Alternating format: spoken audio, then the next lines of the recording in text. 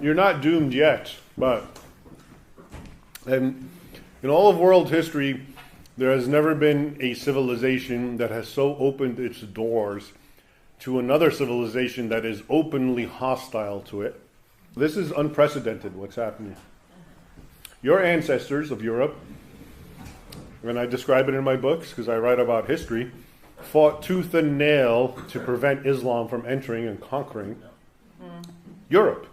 Because that was one of the grand plans that went on for century after century from the east. The Turks were trying to enter Constantinople. They surrounded Vienna in 1683. And before that, the Muslims, I told you, went up into Tours in France in 732, 1,000 years later. This was an actual goal. And now Western Europe is saying, oh, none of that matters. It was a misunderstanding. Come on in. But they haven't changed. That mentality, and when I say they, that's obviously, I'm simplifying. The mentality that I've described is part of Islam. It's an Islamic concept.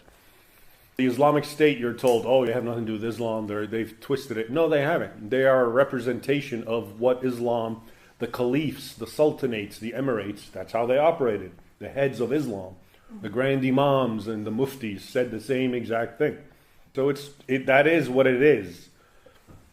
Again, it's not my point to arguing, oh, well, this particular migrant wants to conquer you. Maybe he doesn't.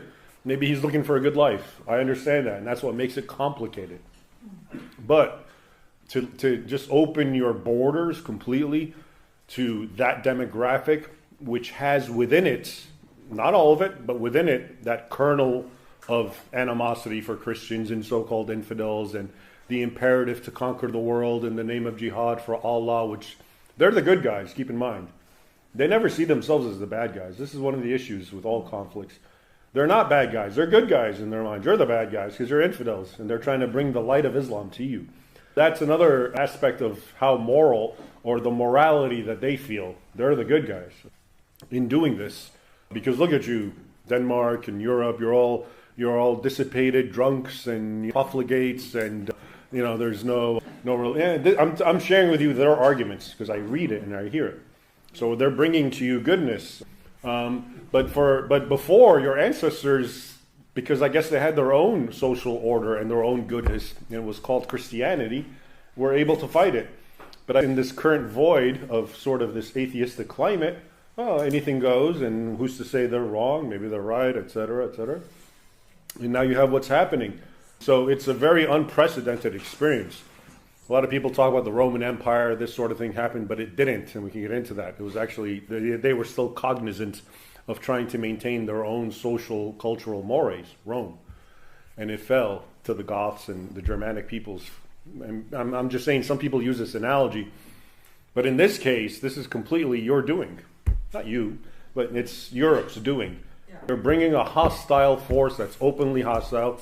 And lo and behold, when I look where Muslims are, I see chaos and violence and criminality and rape and grooming in England.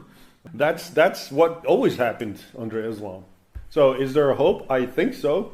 I hope so in time. But it's so bad that it even had to get to this point. It's such an abnegation and betrayal of your own heritage, of these men and women who fought and died to preserve your way of life against an open, hostile force, and now they're being welcomed in, and why not? It's okay. I guess so. It's a matter of time. Where's the hope? Excuse me. So where's the hope? You said the hope is to wake up, wake up and see what reality and what I'm talking about, and understand the history and the doctrine of Islam and what Islam is all about. Islam is unequivocally hostile.